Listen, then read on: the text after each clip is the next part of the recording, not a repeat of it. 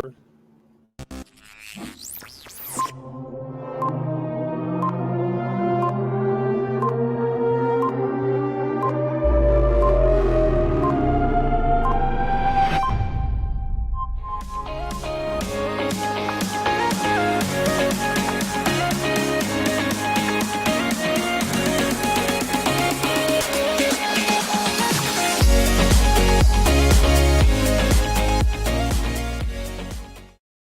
What's up, everyone? Welcome to Zero to Infinity.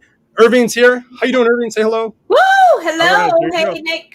Hey, everyone. We were just bantering back and forth just before we went live. We were just having a great time talking. I said, whoa, wait a minute. Let's stop talking. Let's just dive into this while everyone's watching. So, everyone, welcome to the show. This is Zero to Infinity, and this is a show all about and dedicated to uncovering how to create a thriving business, inspiring those looking to start and scale their own business and really bring it to the next level. And these interviews are really powerful for me, but also for the people that get an inside look into these conversations. So more the merrier, and you're more than willing to share this and leave comments wherever you can. We'll answer these questions live. And so Ervine Fox describes herself as an intuitive instrument of healing, transformation, and empowerment. And after being laid off after 20 years in corporate life, Ervine embraced and stepped into her true mission to help and heal, and founded the NeuroAlchemy Institute. And Ervine guides her clients to help them find their greater purpose and fulfillment in their lives. Ervine has been on advertisements for Tony Robbins' Unleash the Power Within events and Rich Litvin's One Inside podcast. Did I pronounce that right? I think I did. Good. Currently, she lives and works in the western suburbs of Chicago with her husband. So welcome. Hello. Thanks for having me, Nick. Yeah. So you and I met just within a week ago. We were down both in Florida. Yep.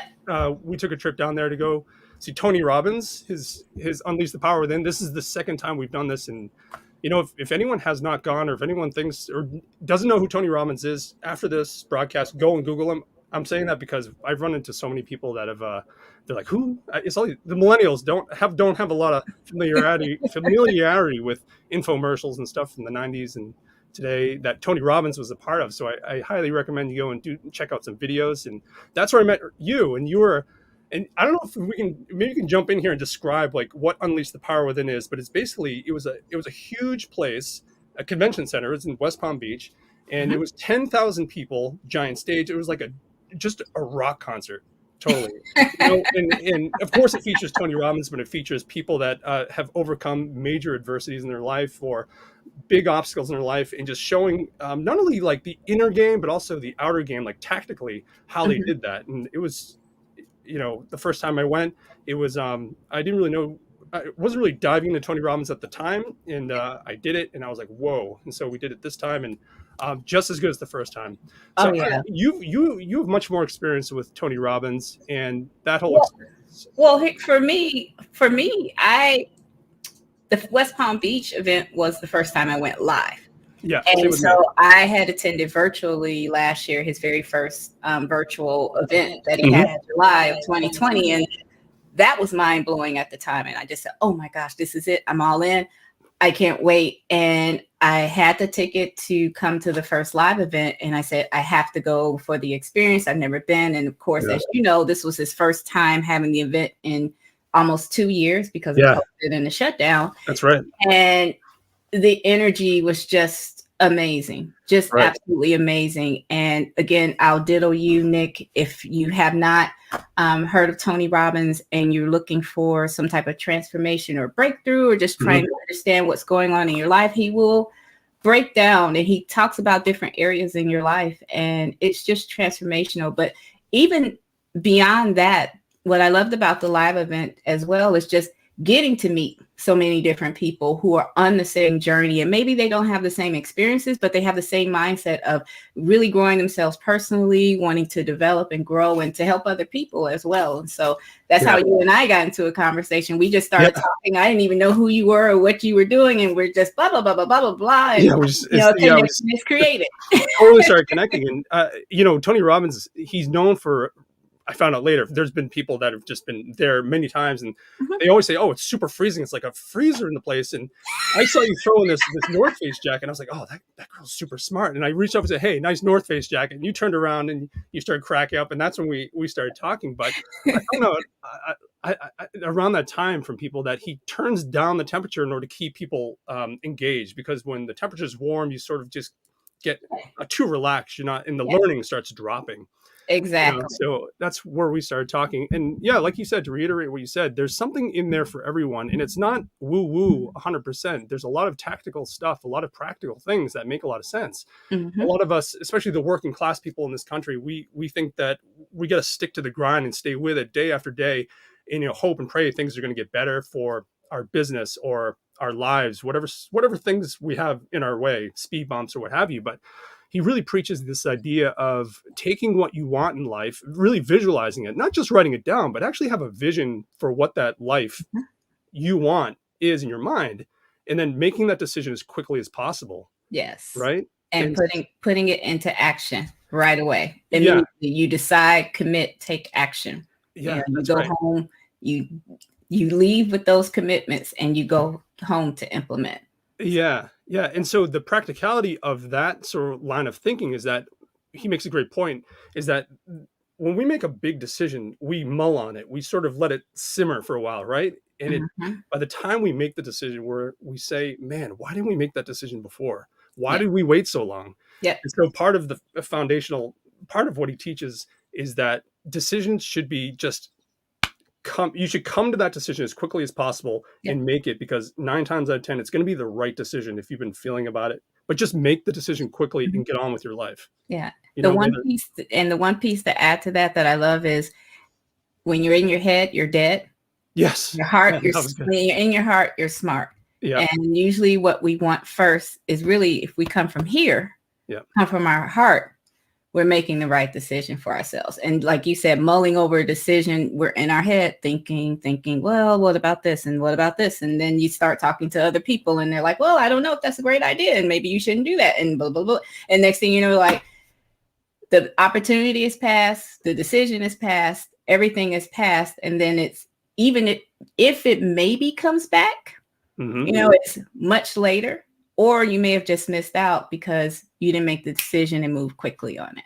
So, that's right. And you really have to pay attention to what's inside, like just building on what you just said, what's inside your body, your gut. If you know in your gut some relationship isn't right, your position at work is just not mhm, a right fit, there's something wrong there, you got to listen to that. mhm, yeah. You can't ignore that. And you can justify your way out of just about anything and continue the path of torture and continue the path of where you are and not where you really want to be.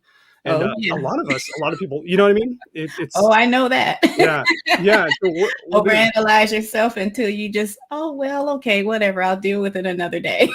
totally. So if you're up to this point and you're watching at this point, 8 minutes in, take it from us, make that decision, think about it, just make it happen. I'm really harping on this because I've run into a few people just in the past week from, Tony Robbins and just back in this area where uh, the idea of change scares people.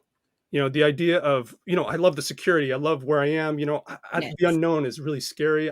I really would love to do this someday, but um, if you talk to people that have made a big change, such as yourself, we're going to dive into this in a second, things actually turn out better for more often than not. And I say that from my experience, you have as well. And I really I highly recommend, don't ignore those feelings inside yourself. Just go with it, go with your gut, go with what you feel, and make it happen, whatever that is. If it's business, if it's a relationship, if it's saying F you to your boss that's pissing you off, or whatever it is, you know what I mean?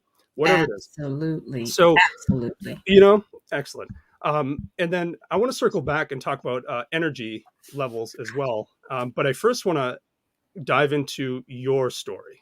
And the reason why I was like, man, I really want to bring you on and talk about you, because this is really this is the essence of why I do this show, is to Mhm, uncover these stories of how people made that change for their business, for their career, for their life.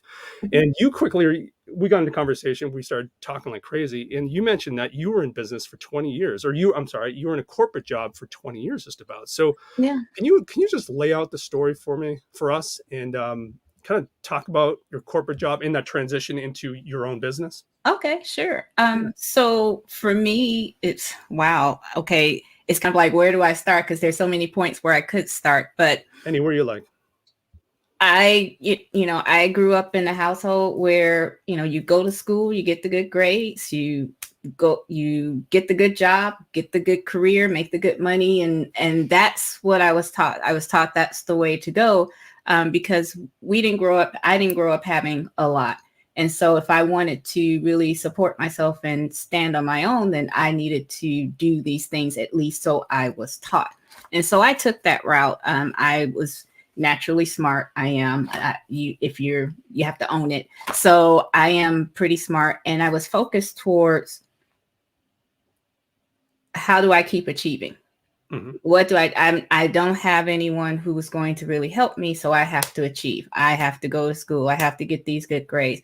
I'm going to be an engineer, and then I'm going to do this, and I'm going to do this. So I was following that path, because that's what I was taught. I was told that's how you succeed in life, and eventually one day you will retire. And what I noticed is that I would start in a position, I would do really, really well, love everything about it. And then I would hit this point where, this isn't it. I want to move on and try something different, whether it was boredom or something changed in me. And I just kept kind of going. So I ended up from engineering, then I went into IT software sales, then I went into real estate for a while. Was going to start a business with someone, but that one didn't work out. Then I moved on into mortgages and finance, banking, financial services, got my master's degree because I, again, just kind of like, okay, what's the thing here? What's the thing? And then I ended up in IT management consulting. That was my last role until last year when I was laid off due to COVID. And so to back up just a little bit, I was on this path of I needed to succeed because I want to take care of family. I wanted to take care and help people in my life. All the while I was losing family members out of my life. I lost my dad in 2008. And then in 2019 was really when it hit. My mom, I had not seen my mom all year because I had just started the new job, and it was a traveling job Monday through Friday. You're at client sites. And I said, okay, I'm going to see her for Christmas. I'll see her for Christmas. I know I'll have the time off. And I went to Portugal for a week because I hadn't been anywhere the whole year and I love to travel. So I said, okay, I'll go, come back. I'll go see mom, spend time for Christmas. And the day after I got back, I got a call from a doctor saying, your mom's kidneys are failing. She's in a coma. She's not going to make it. How soon can you get here? I live in Chicago. My mom was in St. Louis. So how soon I could get there was a 4-hour drive. My husband was in Dallas for a conference. And so I called him and I said, hey, I'm going to pick up my son because I can't drive by myself. Just, I'm like rattled. Like, what do you mean? What's going on? And so I get there and she had passed 30 minutes before I got there. So, and I didn't even realize it at first because, you get there and you think she's just asleep because they said she was in a coma, but it didn't register that the machines weren't doing anything. And so, yeah, that's when it really, really hit me that something needed to change. That's when the first questioning started for me. And then shortly after, I got sick and I needed to go to the hospital. I don't know if it was stress or whatever, but I needed to go and get checked out at the ER. Then I lost a sister 2 months later in February.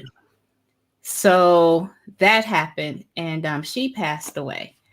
And so I was like, wow, what's going on here? But then, I got a promotion at work. I got a raise. So I was really excited about that. And I said, okay, maybe I just need to, this is all a part of life. People pass, just this will somehow work itself out. Wow. Of course, March comes along and everyone's in this frenzy because of what's this COVID thing, and the NBA shutting down and schools are shutting down and universities are shutting down. And so our client told us to stay, because in banking, financial services, normally you're supposed to be on site because that's security. It's secure information and data, a lot of money involved. And so I was working from home, which was fine. But as this extended, I realized that, okay, if I'm not on a project, just the business model, at some point, something's going to happen. And so I ended up saying, okay, it was just one day finally in June. I said, I better start updating my LinkedIn profile and figure out how to get going and networking, because that's how I got my jobs. LinkedIn. I know how to work LinkedIn. And I ended up seeing an advertisement for Tony Robbins saying a free comeback challenge. And I said, wait a minute, Tony Robbins for free? He's never free. What is this? So I forgot all about updating my LinkedIn profile. I was just, okay, I'm registering because this is free and it may sell out, because, he always sells out. So I said, I'm going to attend. And from there, it was like a pit. It was just this change of so many insights, things that we have already discussed. He talked about, and then of course the offer for the UPW virtual came, and I said, okay, I'm going to sign up. I'm at home so I can attend. It's okay. And then the day after I signed up, I was laid off. Holy shit! I kid you not. I was laid off the day after. But and that was the first time I've ever been laid off out of all my roles and everything I've done in my life. I had never been laid off from a job, which was fine. I said, okay, my boat was burnt for me. That's what Tony just taught me. What's the blessing in this? What can I do with this now? Right. And so that started me on a journey to discover really who I am. What did I really want?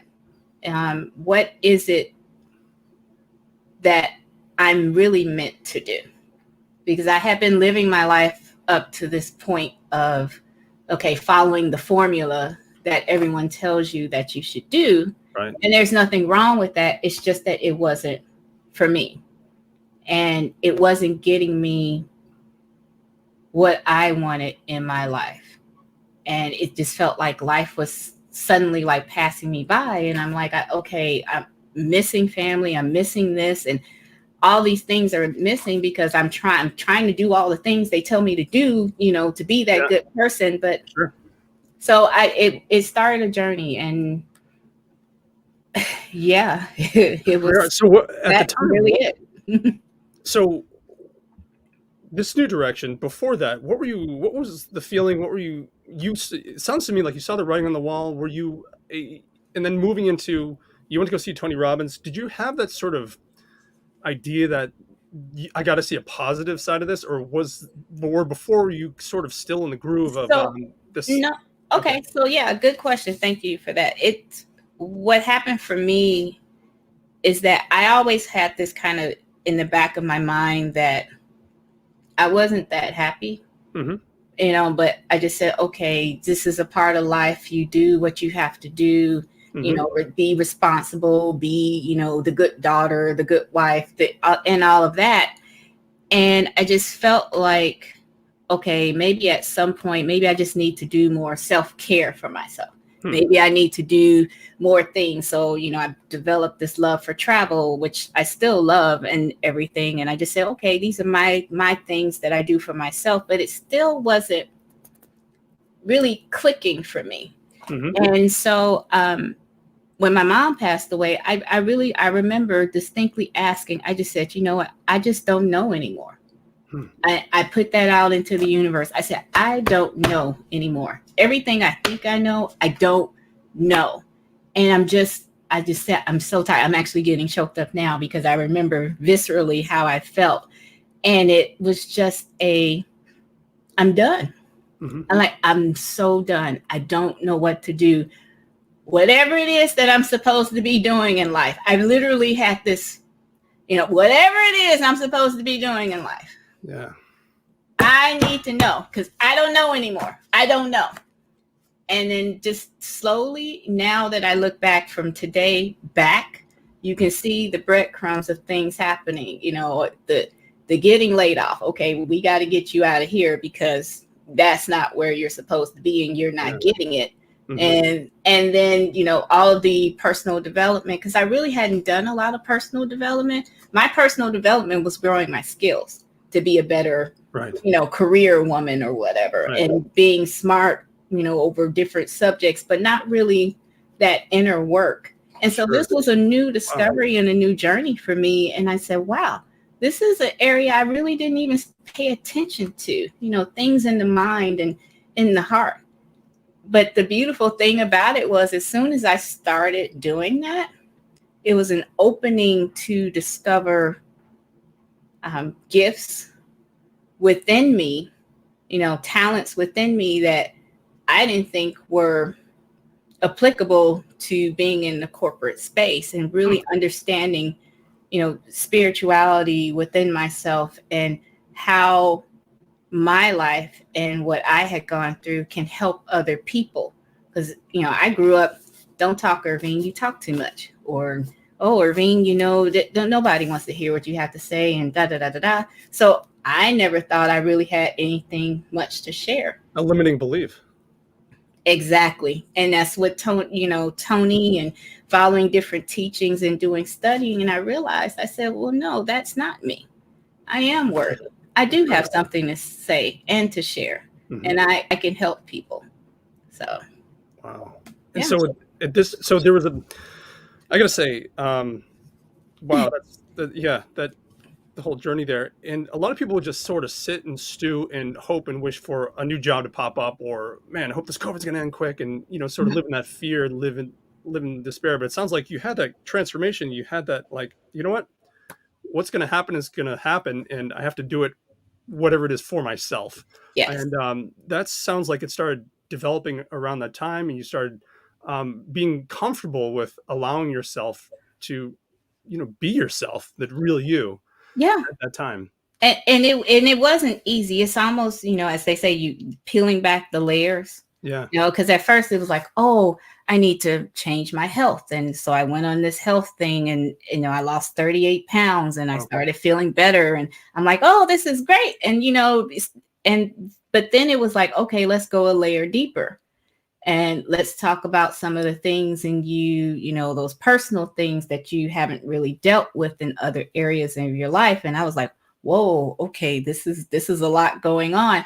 But again, having never dealt with that, I'm a subscriber to, now we can get to a place where everything that we've done before got us to where we are. But where we're going in the future, that's not going to carry us there. That's really the definition of being stuck. And so I had to really dig out some things, that deep inner work. You'll hear people say that, to do deep inner work, because to go forward, wherever I'm going now, I'm getting glimpses of it. There's puzzle pieces to it. I couldn't carry all of that with me. I couldn't carry the corporate this, and, the business this, and it has to be this way and this. No, it doesn't last. It doesn't last. It's a facade sometimes, unless it's really you doing it. Exactly. It's hard to put words on, but I feel what you're saying. I feel exactly what you're saying. And Nick, and I didn't even get to ask you that, but, for anyone who's been in the corporate space and stepped out into their own business, it's, okay, now what does this look like? Yes, I have the understanding from an overall how a business can be set up, but what does it mean now for me to be this business owner? How do I want it to look like? How do I want it to operate? Who do I want to serve? All these different questions that come up, when before it was, okay, Ervine, here's this assignment, you're going to this client, you'll be doing this, you'll manage this team, et cetera, et cetera. All my parameters were given to me. So I didn't, for lack of a better way of putting it, I didn't have to think that much about it, other than how to execute what they desired. Now it was a question of, okay, Ervine, you're creating this new business, you're creating this transformational work. What is this going to look like? How is this going to grow? Yeah, this is incredible. Like I know where this conversation is going, because this is the part that we want to dive into. Why I brought you on the show is really about how you started realizing and getting this business to where it is today in just such a short time. And Mhm. at this point that we're talking, you start opening up, you're peeling back the idea of you're doing this for yourself. You're doing it from a place that's a wholesome place, really what you need to be doing in your life, not just want to, but at this point it's a need. Mhm. And I'm curious now, like, what were some of the first steps that you did? So you left the corporate job, you're kind of having this realization at Mhm. this point, this sort of in between. What were some of the first things that you did, Well, if you can remember back? the Just, first thing yeah. I did, yeah, sure. And I thought about this too when you asked this the first time. So what I started doing was just talking to people. Mhm. And, when something kind of resonated for me, or, that kind of inner, Mhm.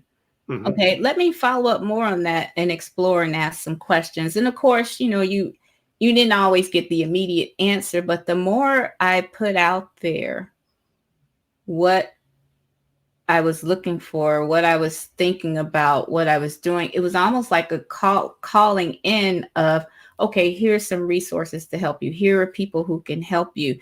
Because at first I thought, well, okay, I have this business experience. I'll teach people how to build their businesses. Because one thing I noticed with a lot of entrepreneurs, they're just out here doing things, and not a knock on anyone in marketing, but sometimes they build the business on marketing, but they Sure. forget about all the other pieces around it. Oh yeah. So I was like, okay, I can help with that and everything and Mhm. do that. But then I said, nah, it was almost like let's just try. Let's see what happens and how does this evolve. And I'll never forget, I was in a conversation with someone, and she and I had just been talking for a while. And she said, Ervine, can you help me with this? And I was like, well, okay, sure. Hmm. And then she said, well, I'll pay you. And I said, really? and it was so funny because I initially quoted her something, and she said, oh no, Ervine, that's too low. And I was like, oh, okay, well, how about this? And I just doubled it. And she said, okay, fine, let's do it.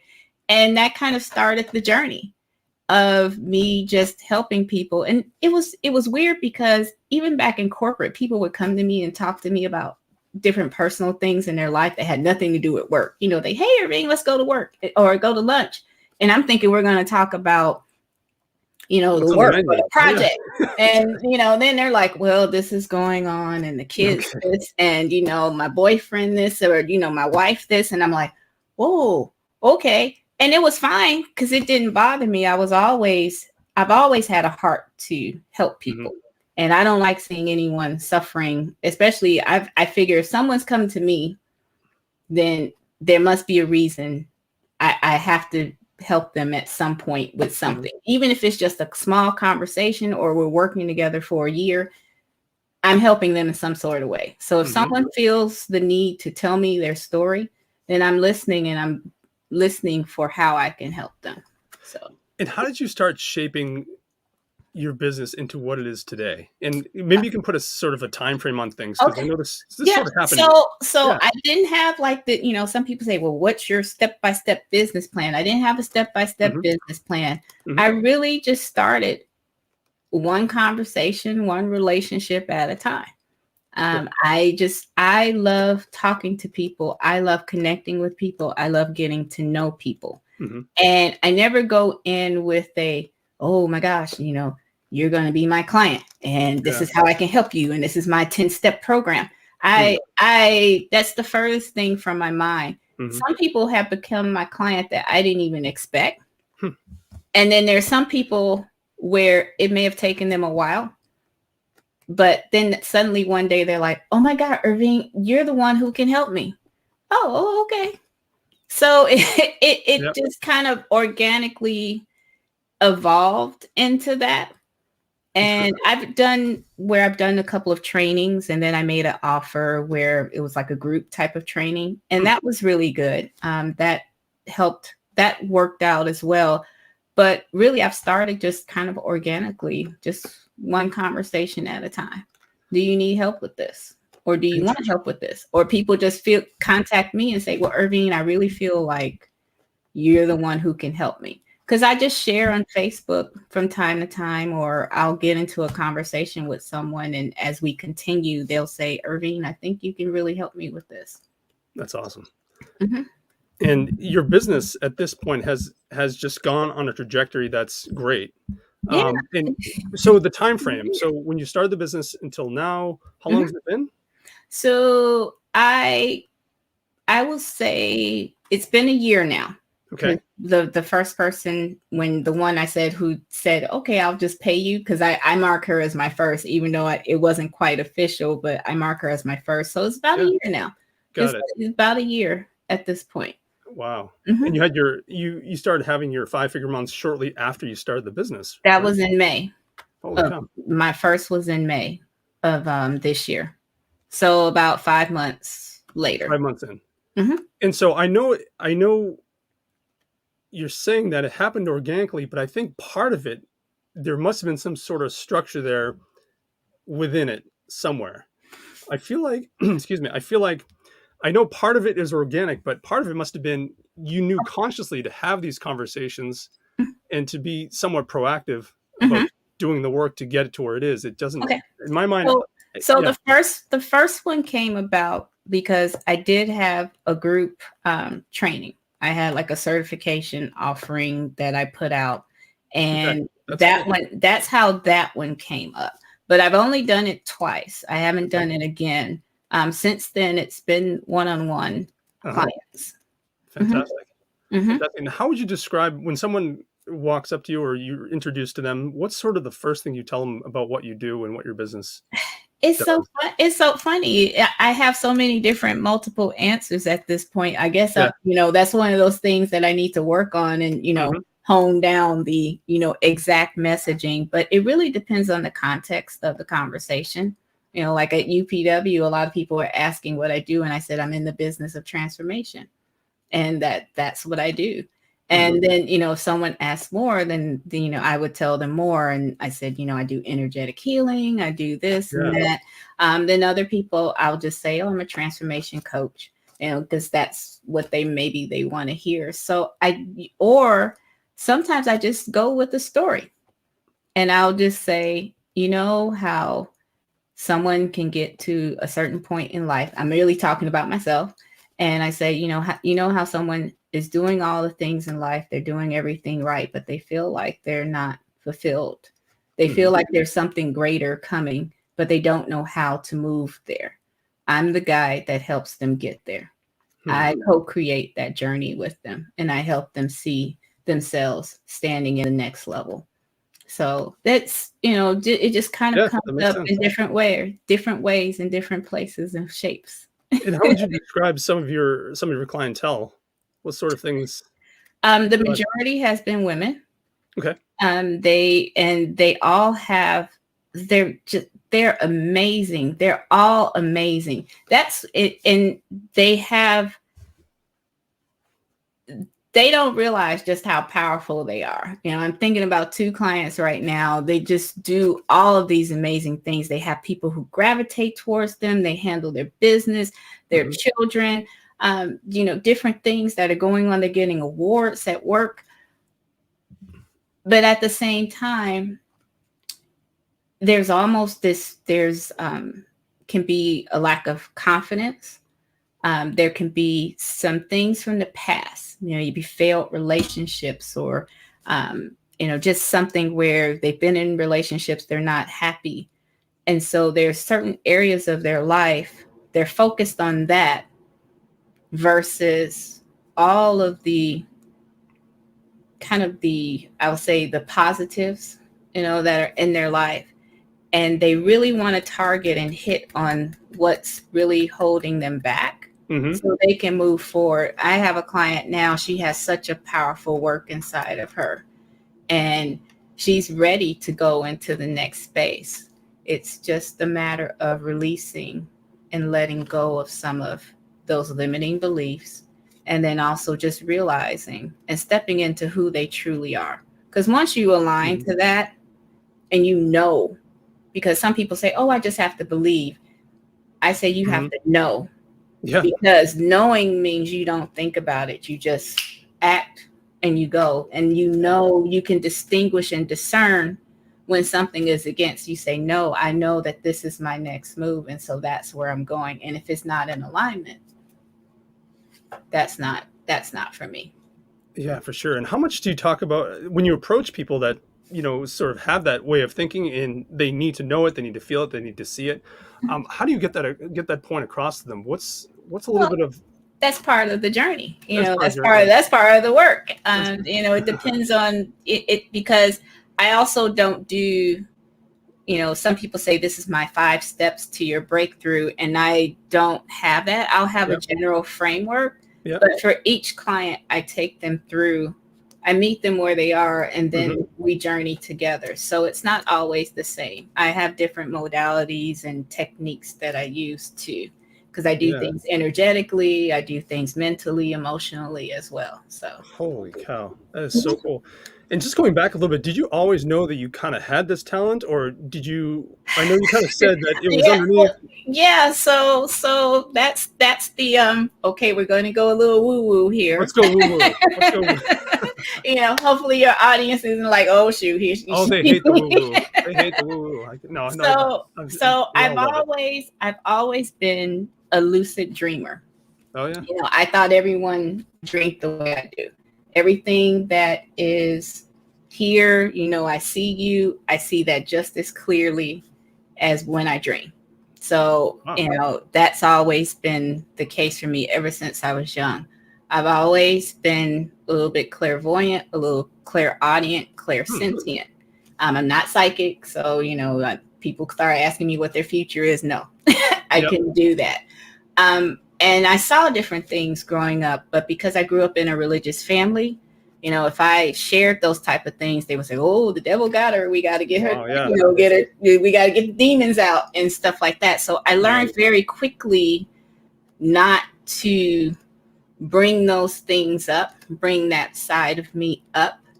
And I channeled that into kind of my love of comics and cartoons and the paranormal and Stephen King and horror and all of that, and sci-fi and all of that. So I'm a nerd. I'm a nerdy girl and stuff. And so I learned to channel that way. But as I started re-embracing, on this journey after being laid off, those aspects of me have come back, and they've come back very strongly. And so when I work with clients, I bring that in as well. I don't advertise myself as I'm here, I'm going to read your past or anything like that, because it's really just how I'm led when I'm working with someone. It's not the same for everyone. It depends on what comes up. Yeah, it sounds like you're super intuitive when you're working with people, and you have a feel for where the gaps might be, where they maybe have a desire to go, and helping them and supporting them in that journey. Absolutely. Yeah. Because it's not just me. It's a spirit team plus their spirit team. Yeah. So. This is so cool. It's mind-boggling to me, because, for coming, all that, just hearing you talk, and just, I'm such a person of structure and rigidity and things like that, and that gets me into trouble a lot of the ways, because it makes me inflexible, and I admit that, and that's, I think a lot of people that are going to watch this and hearing this, they probably can feel the same way about a lot of stuff, because we're sort of like brought up sort of feeling that way, whether it's religion, household, whether it's school, sit at your desk, don't talk, pay attention to the teacher, the person that's at the front of the classroom. And we're sort of brought up to think that there's a certain way of doing things, a certain pathway forward and stuff like that. And just hearing you talk about, you know what, it just works. I don't know exactly how it works. It's just, I have the right feel for it, and I know where to lead people or support people in the right. It's just, it's interesting. It's messing with my head a little bit. But I totally, here's the thing. I remember that. You were like, what? Yeah. And so this year, just even the Tony Robbins event twice this year has really thrown me for a loop in a super positive way, because the people that are performing or achieving or executing at such a high level, they're all doing this, and they're not dishing out. A lot of them aren't letting you know that this is what they're doing. They think outside of the normal cultural things that we are expected Yes. to Yes.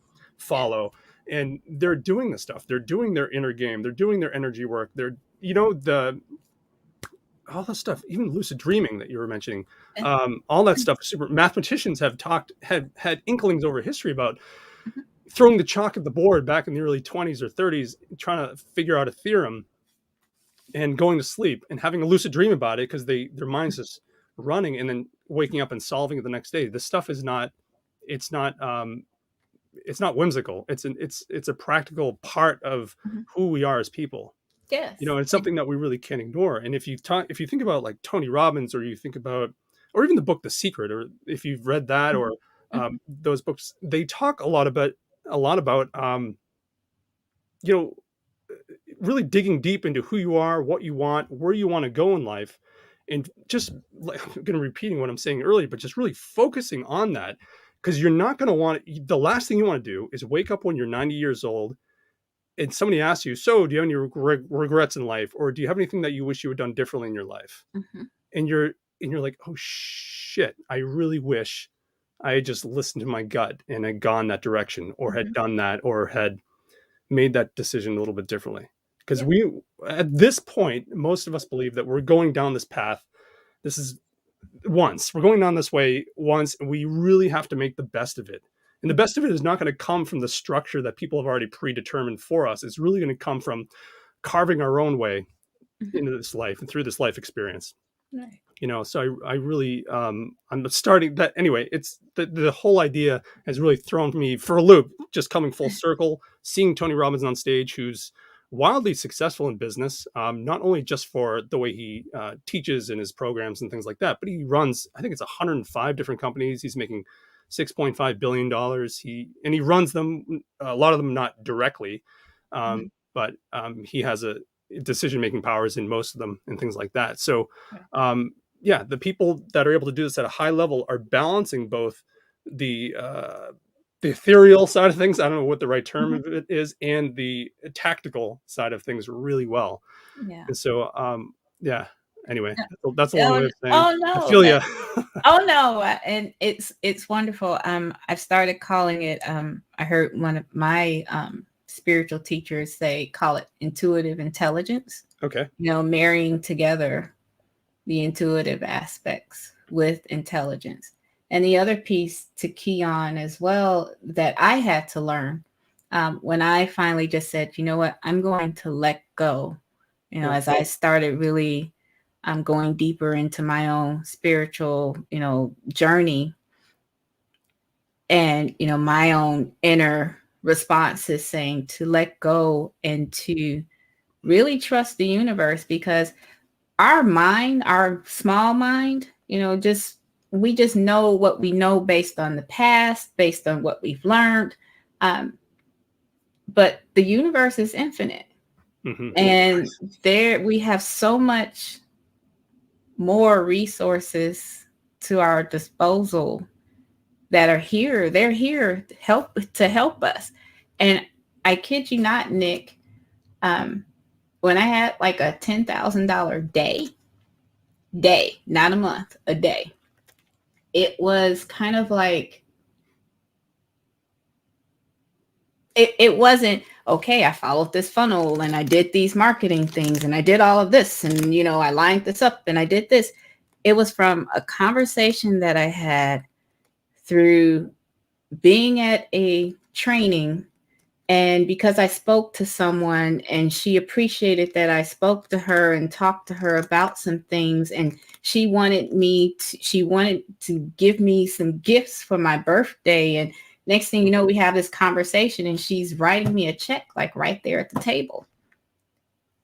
That's the power of just Just And I'm not saying there isn't a place for the marketing things, because of course, yeah. that's, the general way. But when you just let go and just, okay, I'm going to trust, I'm going to do what my part, but then trust that it's not just you working on your own. And it's Yeah. hard to like Right. really convey that with, because I know some people will be like, okay, she's losing me here, but I'm trying to say this in a way that just kind of makes sense, and you let go, and you let go of being attached to the outcome happening a certain way.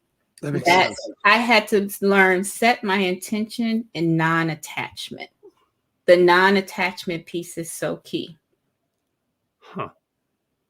And allowing this to happen, just allowing allow however it's going to happen versus, okay, if I do it this way, then it lines up like this, and then we expect this percentage and we do this. Just,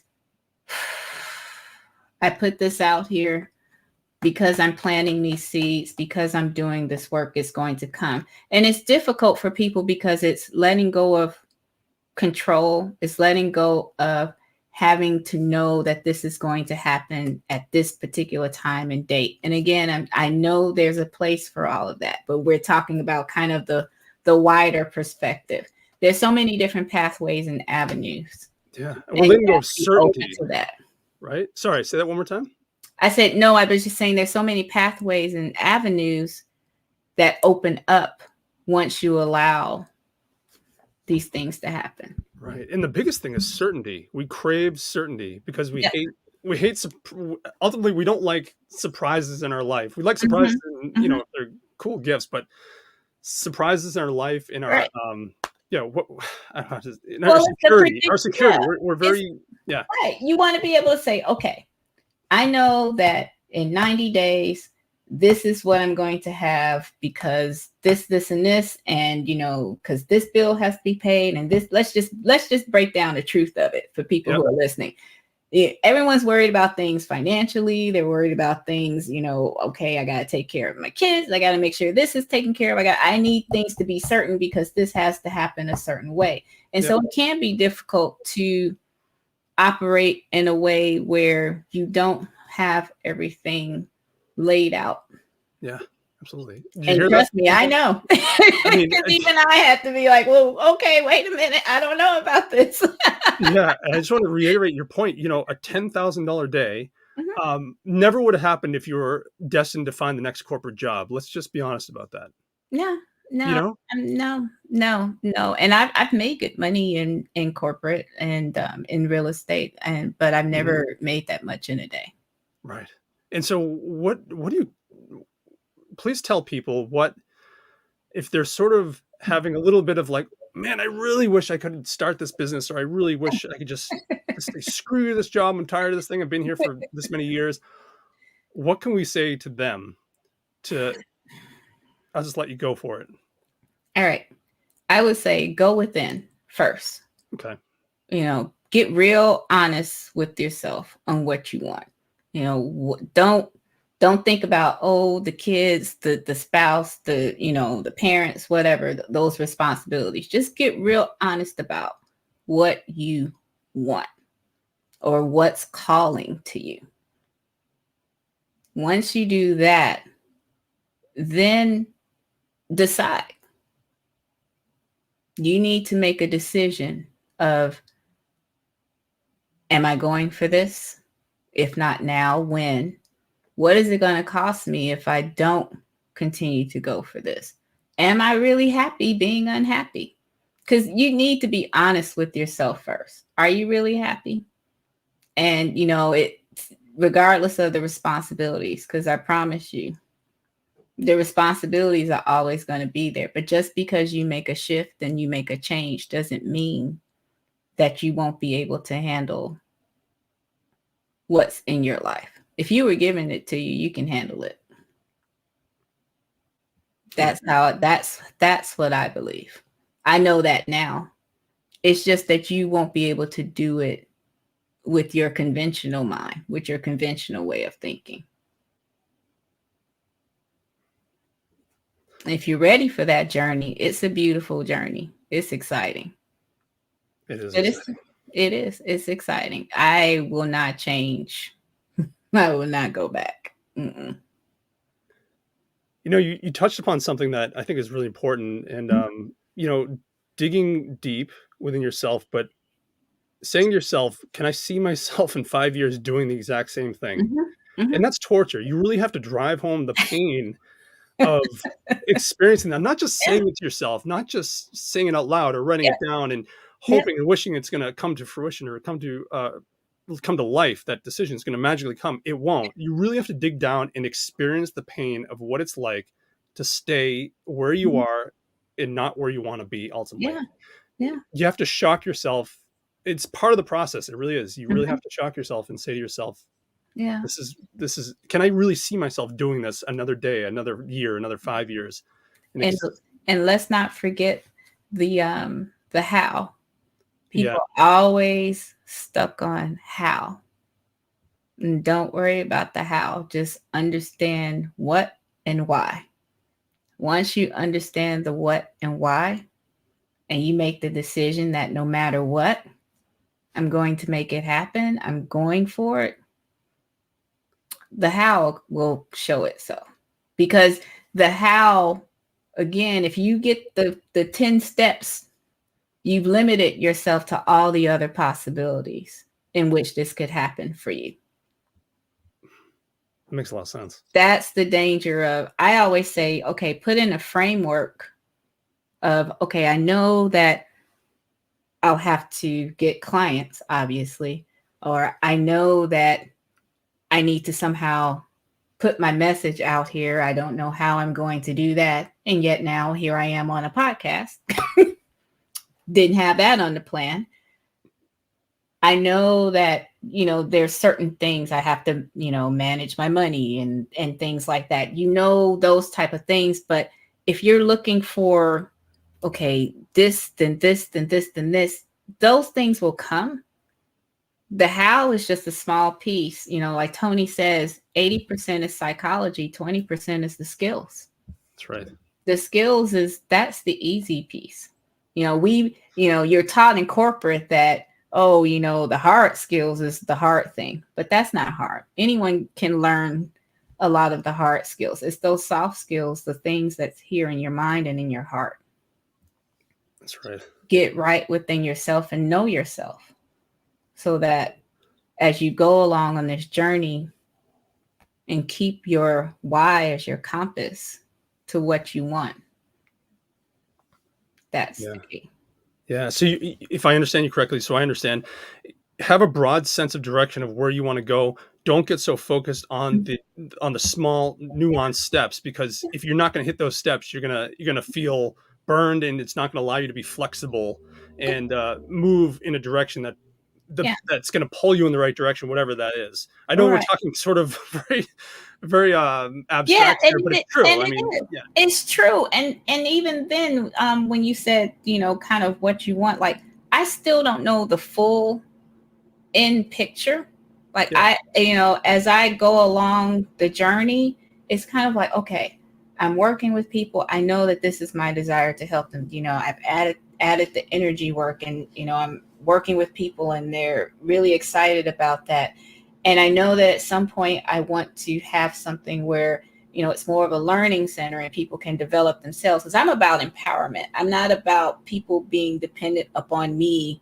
Okay, it's time for me to see Ervine this week and talk about what's going on in my life. No, I want to get them to a place where they're empowered, because their mission is their mission. I can't do their mission for them. Mm-hmm. So I want to eventually do some things like that. And so I don't know fully what that's going to look like. I just know that this is where I ultimately want to see people grow. This is the work that I want to do in transformation. So how that ends up evolving and looking over time, I'm not saying this is this and then it's going to be here and this is how it's going to be. And some people get clear like that. That's great.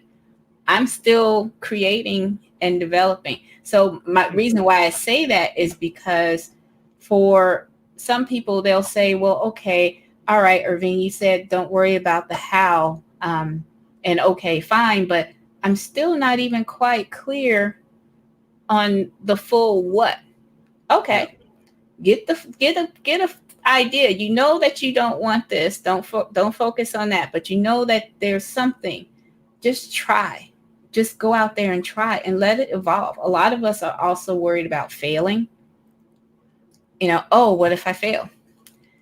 You can read books and books on people who are wildly successful, and they failed many times before they were wildly You're successful. not successful unless you've had failures. And many people get tripped up on, I have to have the right answer the first time out, or this is it. No. Right. Just have compassion for yourself and just allow yourself to evolve over time.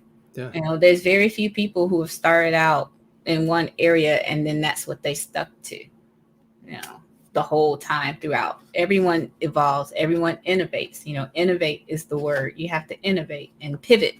Those are the words now that everyone says, and you have to be able to do that. At some point, you're going to do that. But allowing yourself to make that happen, allowing yourself to be drawn into that, not drawn into it, just allow yourself allow the process to unfold the way it's going to unfold. If you're going to fail, it's going to be okay. There's so many people around you. You can talk to whatever. We'll help you out. But the biggest failure is going to be when you look back at your life and you're saying to yourself, shit, I should have done that. Oh, trust me. What if? That's that's going to be the shittiest feeling if that's going to be your life. Trust I guarantee it. Trust me, I had a online business in 2009. I was importing organic products from different places and selling them for your hair, skin, and health. 2009. And Amazon had reached out to me saying, hey, we want you to sell your products online here with us. And because nobody else was selling these products. And I was like, oh no, I don't know about this and Amazon. And I don't know if I'm going to fulfill my orders. And I don't know what's going on. And I started allowing myself, or I got to a place of where I got overwhelmed because I was thinking about how, and what about this and what about that. And anyone who has an e-commerce store knows that 2009, during that time, to have an e-commerce store during that time, and if you just kept going through today and doing all the things. I'm sharing this story for someone out here. I don't even know why that story came up, but I put it out here because somebody's going to resonate with that. And they're going to say, holy shit, I need to, excuse me for my language. That's but yeah, they're saying, I need to make this happen.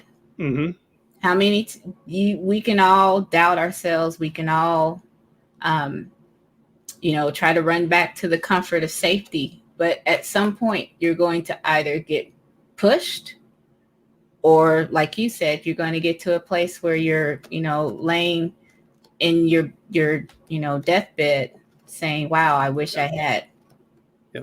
And you're out of options. You don't, that's right. That's a great point to get across. And you don't even have to get to your deathbed. You can just get to a place where you're not even able to do anything much anymore because just older age or whatever, health issues. Yeah, even better put, but you don't want to get to a point where you don't have options, right? You don't want to put yourself in a position where that's just, I'll put a period on that. You don't want to get to that point where you don't have the options to just explore and figure things out. Yeah. I want to talk now a little bit about, getting energy up when you're making these decisions to jump onto something new, explore something, move into a new direction in your life, and how important the energy component of this is. Okay. Tony Robbins does a ton of this. All the people that we saw, again, it wasn't just Tony. Let's be clear, it wasn't just Tony Robbins at this event. It's his brand, it's his company, but there was plenty of people that that were there that were teaching and all this stuff. And one of the main things that they were really getting across and making sure that everybody had was high energy.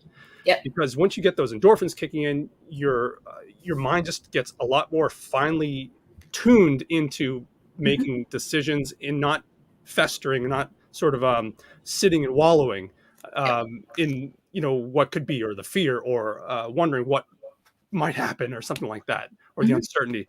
But it's this idea. Can you speak a little bit about, we'll go back and forth, but just talking about getting the energy levels up no matter what you do, and getting into a habit of getting your energy levels up, whether it's going for a walk first thing in the morning, whether it's trying to work out, whether it's just sitting in your chair, just moving your arms around, but getting the blood flowing as a habitual thing to do daily, because that will really activate your mind.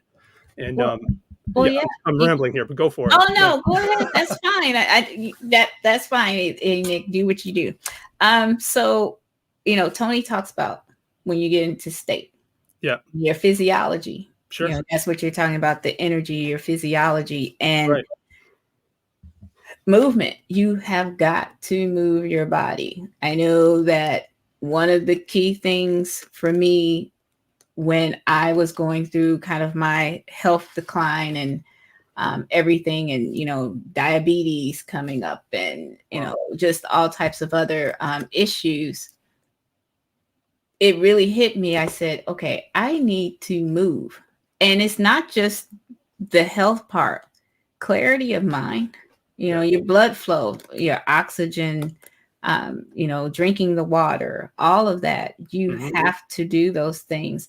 And so for me, when I first lost the 38 pounds, I got involved with the Kinergy, and I started doing all these different kind of working out. I changed my diet. I got rid of the sugars. I got rid of the, I stopped eating most meat, like fish I would have, and then occasional chicken. So I did all of the medical medium things that we learned, the lemon water, the celery juice. Yeah, right. And I changed that alone, just changed a lot.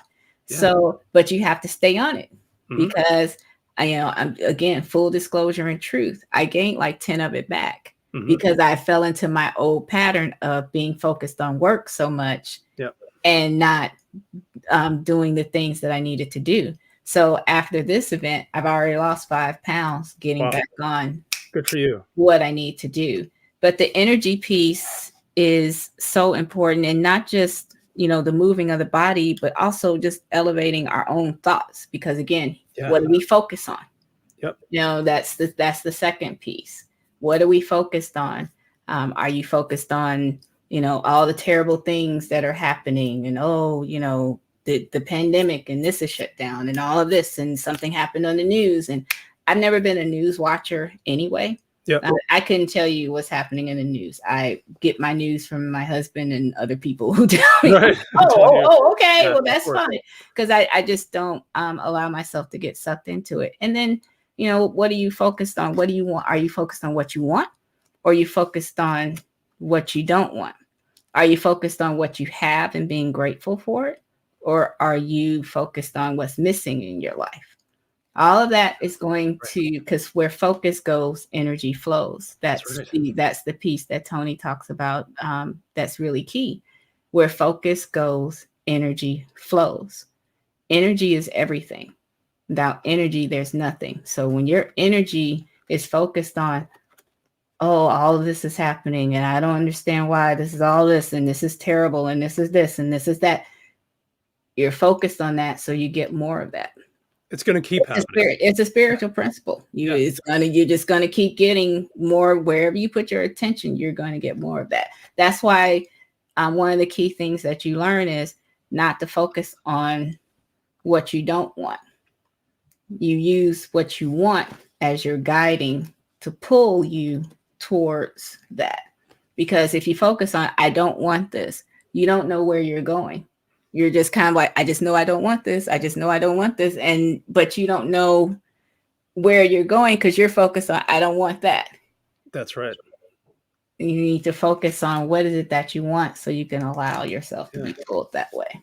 And let's just dive into this a little bit. Like, we're combining the energy levels to get a brain to where it needs to be, to find clarity and a clear perception of what our goals should be in our lives, what we really want. And the way to get there is to move our body, whether it's starting minimally or actually just diving in, however you want to do it. But just pause for a second, just understand that what we put in our bodies, what energy, whether we're working out, it's a cumulative journey in our lives. It's not like you do it once and it's better. It's like our life experience is a cumulative thing. So we really have to break the pattern that we're currently in, develop new habits and patterns, and continue that as hard and as possible, as fast as we can. Like today, it's not like, I'll get to it. Just go for it and ramp it up, right? Because the accumulation of what you're doing is going to build and build and build, and you're going to really just develop a new version of yourself that's really closer to what you want ultimately. Yes. And absolutely. And it's so important. So it's the combination of doing those things. And when you have a clear mind, clear conscience, and you start recognizing It's all working together. Your brain is tied in with what you're eating. Your body's tied in with the working out and moving around. It's things just start to click together after a while. Mhm. And we hope and pray that we get to a point where we can experience that every once in a while as much as we can. Mhm. And you mentioned something about the news, and a while back, the news. I heard this from someone, whether I read it or something like that. But Mhm. back in the 50s, we're going to take a little tangent here. Back in the 50s, the 1950s, into the 60s. So there was a shift there that happened with our national media, with news, with broadcasting television, where it was the 50s and before were very unified. It was there was only a few channels. We were very rah, rah, rah, like all about coming together and like a nationalistic sort of approach. Like we were very, everybody needs to band together and, be behind whatever the country is going through at the moment. And then something switched in the 1960s to where the news stations and TV realized that they could get more eyeballs for longer durations of time if it was switched over to the negative. And Mhm. so two things happened with that was that they were able to get more eyeballs, and as a result of that, they were able to sell more advertising. So it's I just want to harp on that fact that news today, a lot of TV programs are really driving home the shock media, the negativity. You never hear anything positive. It's negative because they're able to keep like a series. It's like watching a series. You want to find out Mhm. what happens. They're able to get many times more eyeballs onto their channels, onto their news cycles, because they're able to sell those ads and make way more Mhm. money than they were able to before. So Okay. just be aware of that. That's happening, and it's not by accident. No, So it's not. it's not. It's not by accident. I mean, it's a conditioning to, it's so funny because even when, you can go online and on social media, and if you're on there long enough, you'll notice a pattern, depending on who, you follow and your friends. It's almost like, oh, I don't want to see all of that happy, happy, joy, joy. They're always happy, happy, joy, joy. Right. And then, but, they're engaged in the drama of someone did this and this person did that and they said this, or, Yes. it's cool to be snarky and nasty and, to start something up and Yeah. Yeah, and yeah, you're absolutely right. Social media does this, um, and they do it so well. It's becoming it's a huge issue because yeah. ultimately, as human beings, the last thing we need in our lives is to have this stuff popping up every single day of our lives. It really gets in the way Yeah. of what we ultimately want and distracts us from our true goals, whatever that is for you. Yeah. Just be aware of that. And To where your just focus where goes, your That's right. energy flows. That's right. You only have so much energy throughout the day, and you Yeah. really want to not put it into negative stuff. You really want to Mhm. focus and bring as much of it as you can into what you Yeah. want. And Um, I have to be careful all the time. It's, you go online to do something on Facebook. Oh, I just want to respond to this message. Someone sent me a yeah, message. And next thing you know, you're down this rabbit hole trying to find this and that. And it's especially like in groups. Oh, what was yep, that post? That was a really informative post, and you can't find it again. So then you're stuck on there. Next thing you know, you're looking at this. And then of course, you can't control the ads. So whenever you go on there, yep, you're getting hit with all these different ads, and it's just, yep. whew, it's too much. I've never been a fan, but I also like what yeah, it was Russell. I think it was Russell Brunson. Oh yeah, Russell Brunson said one time, to be a not don't be a consumer, to be a producer. that's When right. Yeah, social media, look at yeah, social media when you go on there, be a producer, not a consumer, and do what you need to do, get on, get off, and go about your day, because you want to use it as a tool. At least people in business, from a marketing perspective, use it as a tool, but don't get caught up otherwise. that's right. Just Don't That's move right. on. Don't be the consumer. That's a great way to put it. Focus on being the producer. Not Hmm. I love that. That's Yep. really well put. Another thing I want to touch on is this idea of emotion. Now that we're talking about social media, we're talking about the media in general. Hmm. Our bodies work with emotion as well. Our Yes. minds work with emotion. If you can tie, Tony teaches this. I'm not. This is not original to me, Hmm. because when you tie emotion to what you're thinking or feeling, that's going to drive home the biggest reaction out of you. That's just the Mhm. nature of who we are. Yeah. If you could put emotion in the right place, that can have Mhm. huge benefits to you if you put it in the right way. Yeah. And what is it? Emotion is energy in motion. So I'm Yep. really tying it back to what you were just saying. Um, Yeah. yeah. It oh, definitely. Well, just also adding on from what Tony said about inner we're driven by pain and by pleasure. And for most people, they attach to the pain because there's something in the past. And then the pleasurable things, it's really something significant. Oh, the birth of a child, my wedding day, or something that was really, really profound and profound for them to happen, for it to be a pleasurable memory. Mhm. It's hardly ever you notice then when people look back in their past, and I've noticed this kind of pattern with people that I work with. They remember the little what I don't want to say the littlest things, but things that, okay, for instance, like I said, pleasurable things. Okay, a wedding, a graduation, the birth of this, or my parents took me here to this big vacation. But on the pain side, they'll remember, this family member said something to me and it Oh, yeah. was really hurtful. Some words that was said, or they said they would do this, but they didn't do it, or it's almost like the mind, because the mind is meant, for survival. So it's Mhm. storing all of the negative things of the past. And even though there's pleasurable things, they'll key in to remember this, and they make decisions on how to keep themselves safe from different things, not for those type of experiences, to avoid those type of experiences going forward into the future. Because of So the power of the emotion of pain is what it right, it's ties the it. It powerful anchors emotion it. of pain. Right. Interesting. And so to get people to shift the meaning, which is the third piece of the triad of being in state, again, the energy piece. So you have the physiology, you have the focus, and then the language and the meaning that you give things. And that's the third and really powerful thing to remember. What's the gift in something? Tony says problems are a gift. What is the gift? How can I turn this into a way that empowers me? Because Right. if you sit in something and you look at it from, yes, this happened. Am I living in it as a victim? Because when you realize that you've been living in a situation as the victim, and you never say, well, how can I take this and shape it in a way that's empowering to me? Because when you feel like now that you're empowered, you're at cause, you can Yep. make decisions and you can now move forward. That drives you and projects you on a trajectory of empowerment, Yeah. as opposed to living under the effect of things. That is super If important to that mention. makes any sense. That Yeah. is super important to mention. Mm-hmm.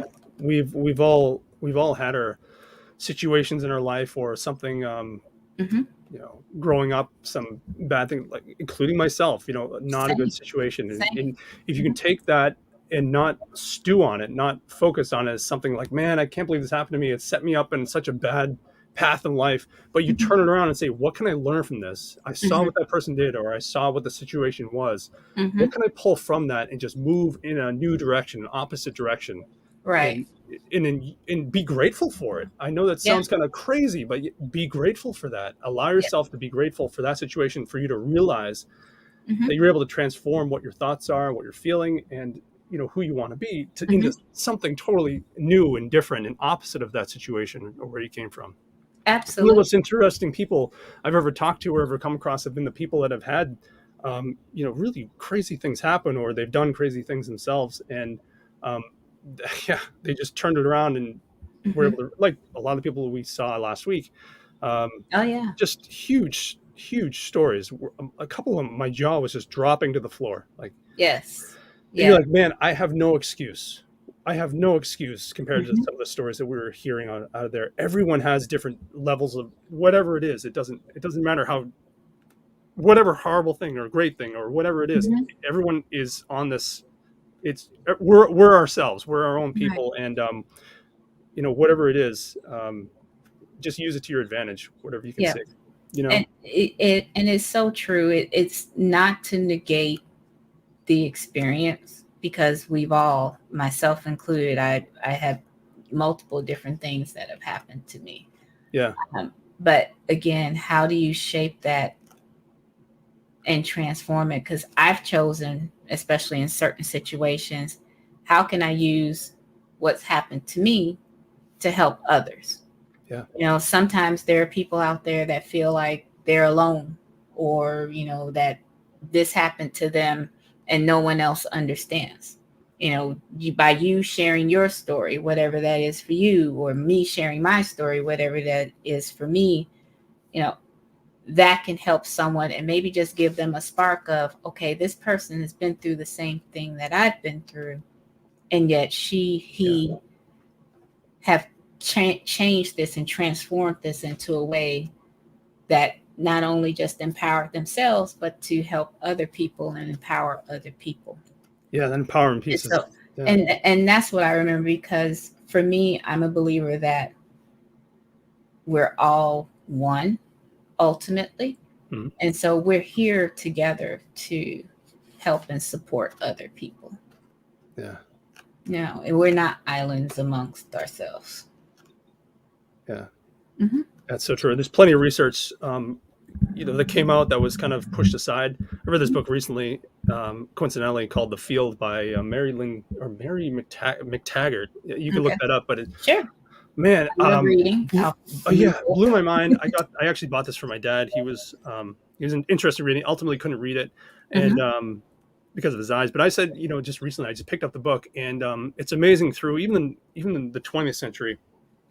Um, all the studies, all the research, all the time that people put into pushing themselves to uncover how we as human beings are more like a hive that are super more connected than we ever thought. Hmm. That was sort of pushed under the rug from academia and popular Hmm. science. Hmm. I don't even the right terminology, but there are people throughout history that have uncovered amazing things about how we interact with each other as humans.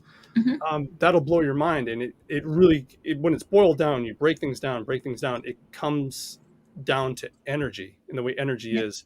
And we're all interconnected and it's Yeah. proven by science. This is not, I can't articulate this well enough to prove it to you guys, but I assure you that when you read this book called The Field, you'll read about the idea of intention Yeah. or a proximity. Hmm. Um, some of the stuff that we've been talking about here today and the power of that.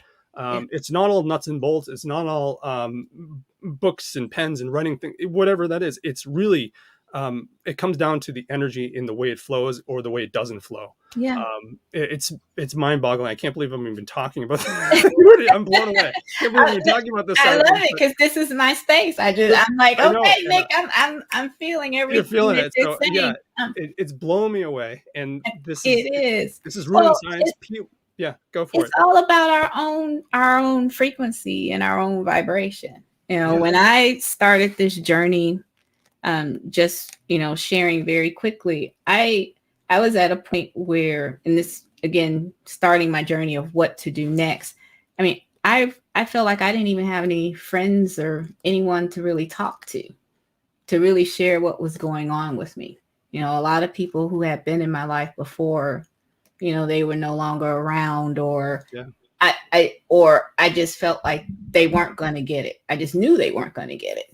And so through my own work and in my own, inner work and inner transformation, as I raised and changed my energy, my own frequency, you know, I've been attracting like-minded people who are now in this space, and I have amazing friends now, Wow. amazing people who have come into my world in just a short period of time. and I keep connecting with similar like-minded people. So, what you're talking about with the field and everything being energy, it is. And, we start beginning to attract. Yeah. People always say opposites attract, and that, no, it's like attracts like. Yeah, that's right. Like attracts like. That's the attraction.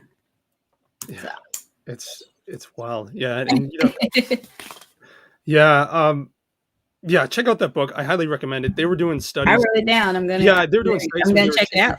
They were doing studies. A couple. I don't want to ruin it, but there is one story in there about how they had they were doing these tests. Okay, they were doing these tests with like baby rabbits or something, if I remember correctly.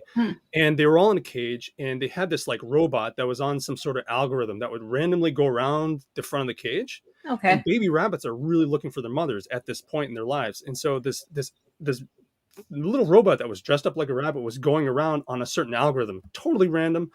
And they found that the intention of the baby rabbits wanting their mother was able to extrapolate out over a long period of time, over multiple studies, was able to get the algorithm to tune towards the rabbits more often, to the point where it was statistically significant. And this is, it blows my mind. Like this stuff is not, don't just throw this stuff away. Really think about this stuff. If you're watching this, it's really powerful. It is. Yeah. So, man, we've covered a lot of bases. I want to do two things. In fact, I want to show after we talk. I want to show the trailer for "I'm Not Your Guru." Do you know that film? Have you seen that film? I have not. You have not? I purposely did not watch it. So when I did Date with Destiny last year, I purposely did not watch it because I didn't want to spoil myself. And every time I get myself ready to watch it, it's like something else comes up. But I have it for this holiday. I said I'm going to watch it over the weekend because I know it was just the 5-year anniversary and everything. Yeah, and I was like, I have to watch this. I absolutely have to watch this. And I know people are going to talk about me who are watching, like, Ervine, you still haven't watched it yet. No, I have not. I'm going to watch it. We watched it just. I know it's amazing. Yesterday. I've seen clips though. I've seen clips. I want to play the trailer for people. I highly recommend it. It's on Netflix. It's called "I'm Not Your Guru." It's sort of like it's basically it's a film about 4 days into this program called Date with Destiny, which is one of many. Do you want to dive into Date with Destiny? I cannot recommend Date with Destiny enough. So. I talked about UPW, kind of going in and, getting that first, I have these limiting beliefs and I need to make these changes in my life. And so I still was trying to figure, what's next for me? Yeah. Date with Destiny. That's where he takes you much deeper. You're going to come out knowing your mission and your purpose. You're going to come out understanding the differences in your values. What's the values that you want to work towards and the values that you're moving away from. There's the relationship piece. A lot of people go to Date with Destiny for relationships, and he does a deep dive entire day of just speaking about relationships and understanding that may not just be, the other one, it could be some things within you, and then understanding, feminine and masculine energy. And it's just, there's so much. I don't want to give it all away. It's just, I just know you come out of Date with Destiny. I came out of Date with Destiny. I had some deeper beliefs that I didn't even realize, these things that were in my unconscious mind that came up. But of course, he doesn't leave you there. He takes you through the transformation and the integration. And I knew that was like the first deep dive where I said, this is the work. This is the work that I'm going to follow this path, because the change that happened for me, I want that change for other people. Yeah. So Date with Destiny. And it's the saying goes that UPW is kindergarten and Date with Destiny is like a master's degree. And it looks intense. It's a powerful 6 days. I highly recommend it. It's only once a year. It's absolutely worth to do it. Yeah, I definitely want. I'm looking forward to it for sure. I can't wait for you, Nick. I know. I'm excited about that. Do you have a few more minutes? Yeah. I want to talk about, after I play this trailer of I'm Not Your Guru, which is about Date with Destiny. I want to talk about, which we haven't touched upon, is modeling and sort of looking at a mentor, whether it's an active mentor or whether it's someone that you're focused on. I think that's super important to talk about that. So I have those. Sure. You got that covered? Oh no, I'm saying I have those. I have mentors. I have coaches. Yes, I have all of that. That is so cool. All right, so let's play this trailer here to give you a little bit of insight of what we're talking about. Why were you suicidal? It's because I can feel very big states in life, but I can go so deep that I don't find a way out. I know you right now. You got a lot to give. Can you feel me? I do. You and I are gonna make a deal. I'm gonna show you what to do to reshape yourself.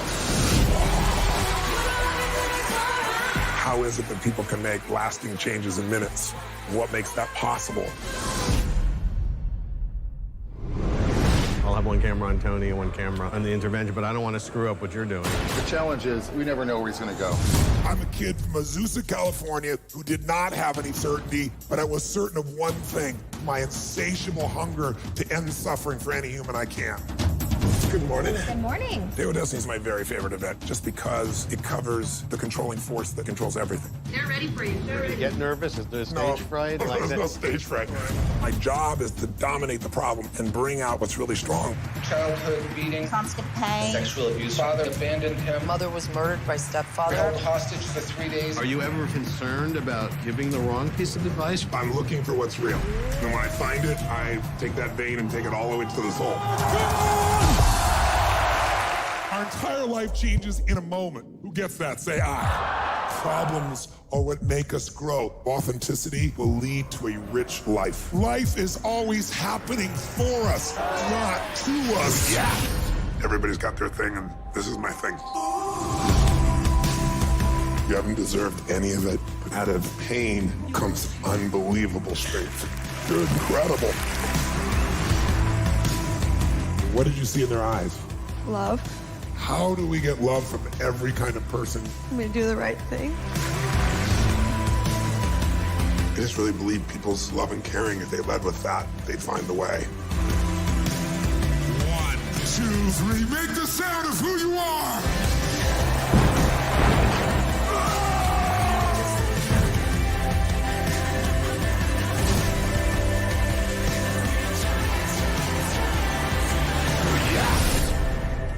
Make your life a masterpiece, my dear friends.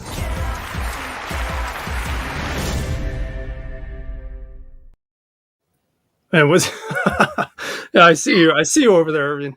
I see you. I'm just, whew. You're reliving that. Oh yeah. Oh yeah. And this was part of your transformation to where you are today. Absolutely. Okay. Absolutely. I'm just, whew. My heart is just, whew, it just opened up. Just, yeah. Date with Destiny. Yeah, you know what? I'm ready to bury my head in my hand, only because I was one of those people that looked at events like this, people like this, and whatever, and pulled them into like, yeah, okay, it all sounds so good, it all looks so good, but what's the And I'm embarrassed to say that I was one of those people that sort of like threw it aside and said, no, this is life is tough. We got to just get through this and you'll work. But it's not. It's it makes a huge difference. It's like you're saying, you had that experience. Whatever it was for you, whatever it was for me, it's made a huge impact on my life since I first did it back in March, I think it was March or May, up until now. It's really, yeah, it's been, anyway. What do you have to say about that? I just say, if you can get to Date with Destiny, get to Date with Destiny. It's just, I'll say what I said before. It's not just only transformational, it's healing. It really is healing. You will make discoveries that you didn't realize. There will be, just I mean, just mind-blowing insights. Yeah. I just knew from the first day when Tony started working with someone interventionally, and he started asking certain questions. Again, I don't want to start giving it away, but he just started asking certain questions, and just the questions that he asked, I said, oh, this is not going to be a typical event, because these were questions I had never even thought about, at one point in my life. And I said, well, let's see where this journey is going to go. And, he just takes you deeper, and some people may be exposed, maybe I was just the only one that never experienced this before, but I know I wasn't the only one that experienced my transformation as well. Yeah. So I have my poster that I keep up here on the wall from Date with Destiny. Oh, you have one. Remind myself my goals and everything. And yeah. And I just want to say, full disclosure, we're not affiliated with Tony Robbins. We don't make any commission off this or anything like that. We just had an experience recently where we met. This is where we met, and I know I can't speak highly enough about it, but it speaks to what you're doing now with your life, and me too. Yeah, I will tell anyone that I attribute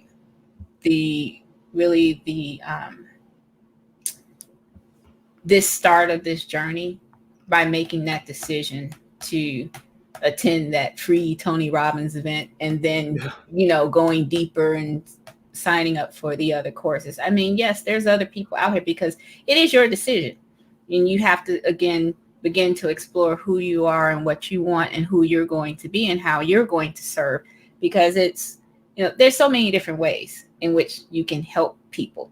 You can be a volunteer, you can serve in schools, even on your job. I know there's people out here that's like, I'm not quitting my job, and you don't have to. There are people who are building programs within their work, whatever that looks like for you. I'm not saying go run out and do this or do whatever. Find what it is for you. Because a lot of people say, oh, I want to be just like Tony Robbins, or I just want to be just like that. And maybe that's not for you. There's many different ways to serve and to help people. It doesn't have to be his way. You find your way. And he even tells you that. Find your way. That's right. Yeah. Mm-hmm. And one of the things you mentioned, or I wanted to mention or hear from you, is this idea of, we live in a time right now where the internet is at our fingertips. We have so much information that we have access to. Mm-hmm. There's no excuse for you not to dive deep and find the people that have done what you really want to do, that have done it before. Find what you start digging, start looking into where you are right now, where you want to be, and start finding the people, or finding stories in history, or finding whatever it is online that you can find about people that have done it before, and start focusing on that, because this is not, it's really hard to be a pioneer nowadays into anything, so those answers are out there for us to just to grab, digest, and absorb, and to start developing our own pathway. I would not have developed as quickly as I have, or what people think is quickly. I'm thinking I'm still on my journey. So again, it's perception. But I would not be where I am now without the teachers, the mentors, the coaches that I have in my life. A lot of people say, oh, well, I can just start off here and I'll pull it all together. Do you want to get there quickly, or do you want to take the long road? Or, you mentioned modeling before, or do you want to kind of follow in the footsteps, people who have done what you're looking to do, and they have insight and wisdom. So when you hit a certain point and you're like, oh my gosh, everything's going crazy and I don't know what's going on, you can see what they did, or you can see that, hey, okay, it's okay that this happened. It doesn't mean that I've made this big mistake, or everything's blowing up and, I'm not going to make it. Having the wisdom, that insight, people who are sharing their experience, that's going to carry you forth. I immediately, when I started looking at, okay, I'm going to be a coach, That's how I started. Okay, I'm going to be a coach. And, you go out there and you start seeing all these things that, oh, you have to do this and you have to do this and you got to go live 5 times a day and you got to do this and post this on Instagram and do all of. I was like, whoa, that seems very exhausting.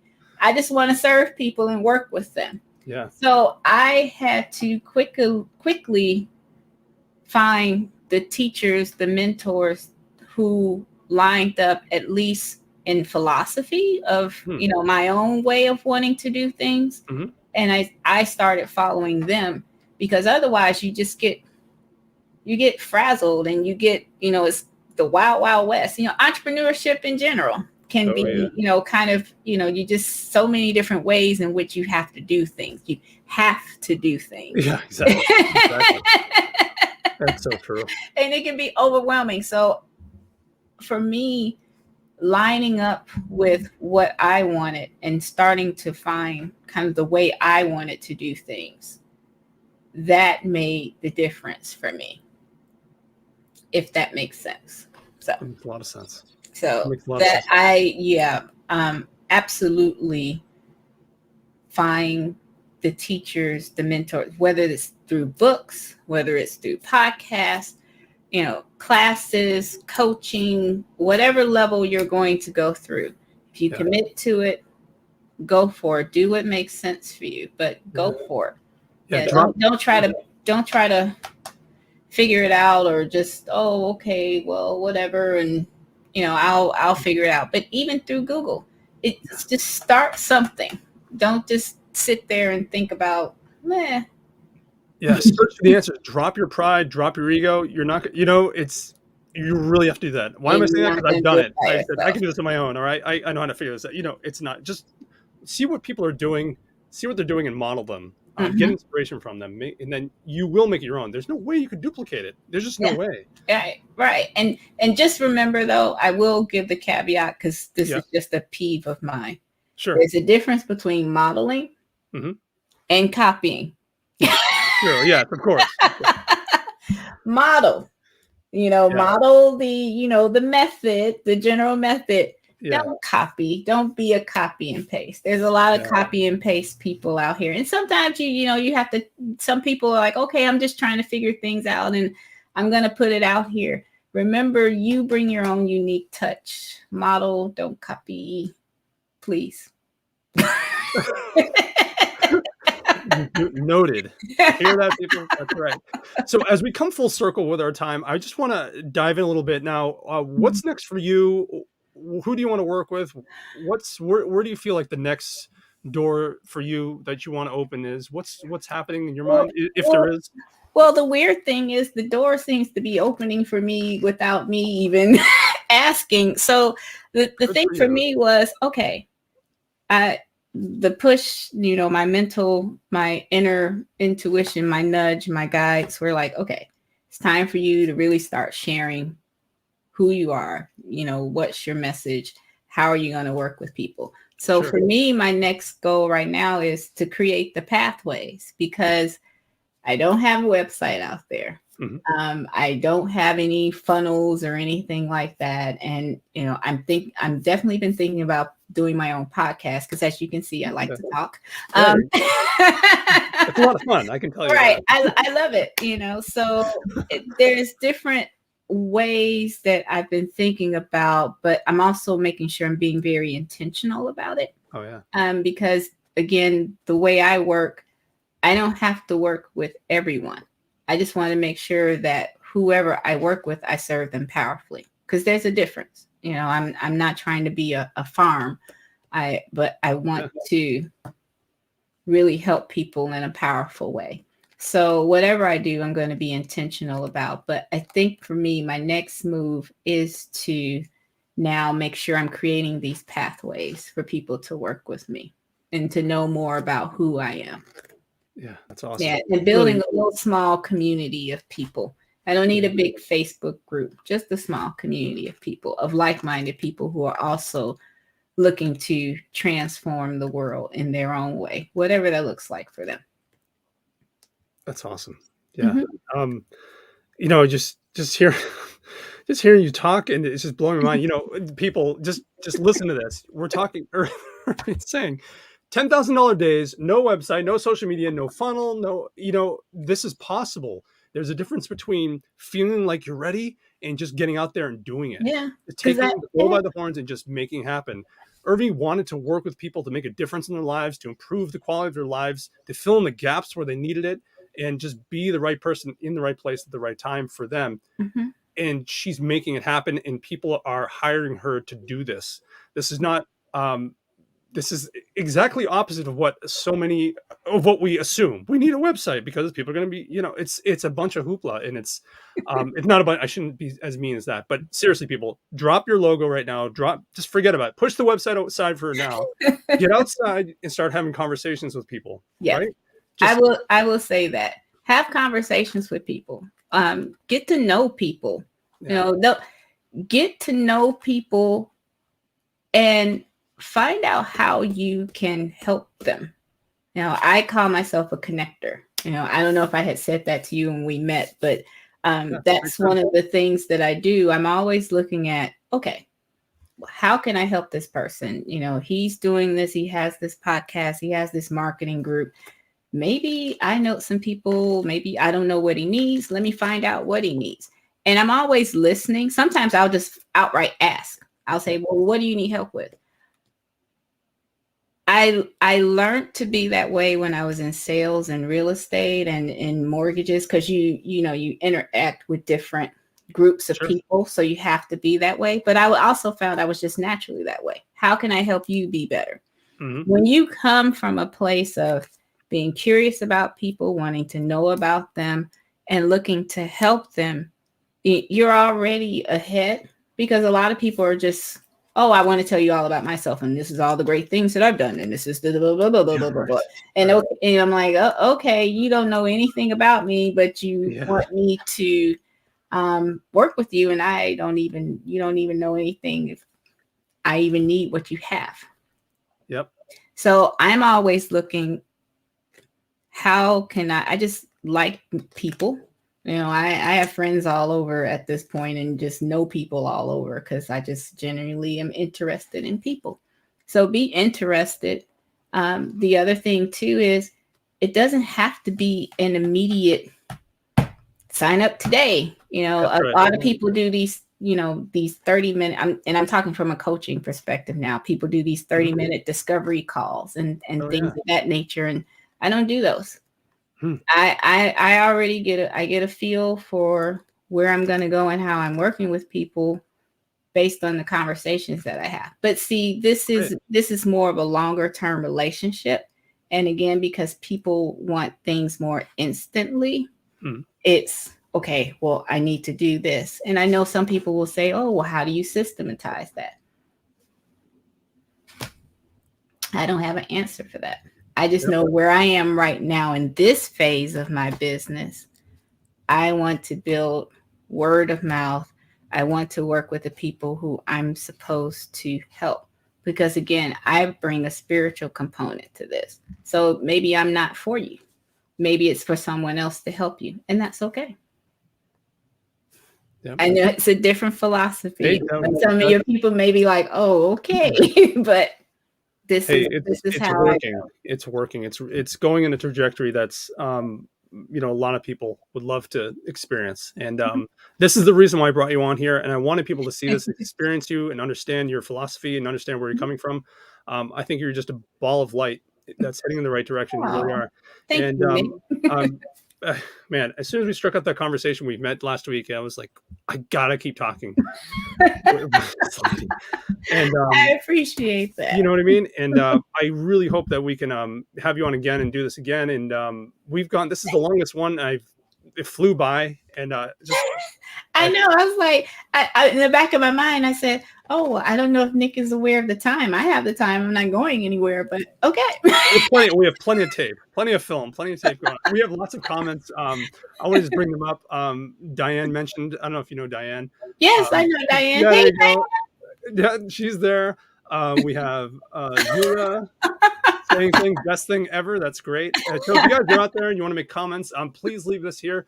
Ervine's going to be shared on this post. We have another one from Olga. Yes. Oh, the first one. I'm sorry. We have another one here. Yes. Oh, there you are. Ball of light. That's right. Thank you. Oh. So this is going to be shared, and I want people to ask you questions and pick your brain. Really get this conversation going. I think it's super important for people to hear this, hear your story, hear your philosophy. If they're timid, don't be. Just get out there, start connecting. You know what I mean? Yeah. This is what it's all about, and we're here to help. So, and if anyone wants to reach out and have questions, reach out for me. I'm on Facebook. I'm on LinkedIn.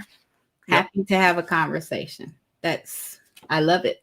Do it. Make it happen, people. Reach out to Ervine and have that conversation with her. You're going to get a ton out of it, and I hope you guys share this with people that you like and need it. And that's where I want to leave it. Is there anything else you want to mention, or did we miss anything about? I don't think we've missed anything. I think we've put it out there. I just think all I can say is just take the leap. Yeah. Just take the leap and go for it. Just take the leap. What's the worst that's going to happen? You actually might enjoy yourself. Exactly. And you may actually just enjoy yourself. I'm enjoying myself so very much. High five to that. Virtual high five to that. Yeah, I'm telling you. High five, Nick. High five. Wow, this has been super awesome. Thank you so much. We're running super long, and that's fine. There was no time limit. This is the longest one we've ever done, and I keep them going if it's a great time. But this is the longest one I've ever done. Oh my god, we've ever done. So, all right. Thank you so much. Well, hopefully it works out well for you. What's that? What? I said, and hopefully it works out well for you that you. Yeah, of course.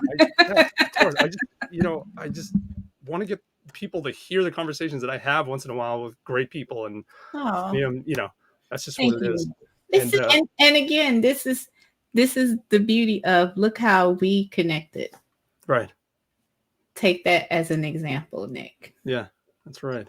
Get around people that you can that are similar to you. Make it happen. Because it wasn't even just the Tony event. There were 2,000 people there. That's right. And the two of us met and just started talking. I didn't know what you did. You didn't know what I did. We just started yapping.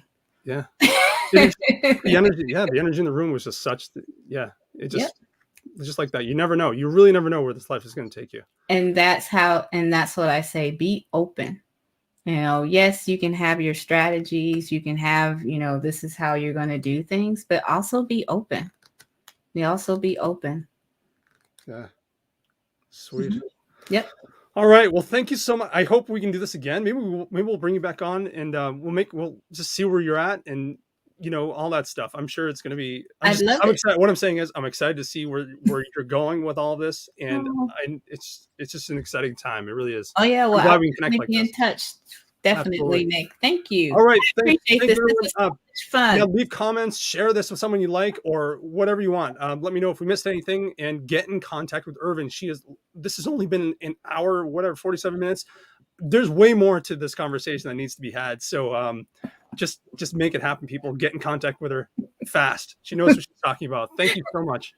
Thank you, Nick. Yep. Take care. Bye.